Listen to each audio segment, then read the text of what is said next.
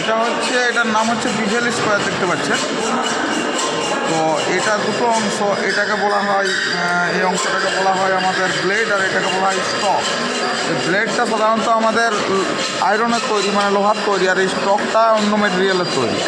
আর এই ব্লেডটাকে আর এই স্টকটাকে ক্ল্যাম্প করে আছে যে একটা উইং নাট দেখতে পাচ্ছেন, এই উইং নাটে ক্ল্যাম্প করা থাকে। এটা 0 থেকে 180 ডিগ্রির মধ্যে কোনো নোন অ্যাঙ্গেল, মানে জানা অ্যাঙ্গেলকে বিভিন্নভাবে সাজাবার জন্য ব্যবহার করা হয়। আর এটা মূলত আমাদের ওয়েল্ডিংয়ের সময় ওয়েল্ডিংয়ের কর্নারের যে বিভেল অংশটা থাকে, বিভেল মানে ঢাল অংশটা, সেইটা চেক করার জন্য আমাদের ব্যবহার করা হয়। তো এটার নাম হলো, আরেকবার বলে দিই, যে বিভেল স্কোয়ার, ঠিক আছে।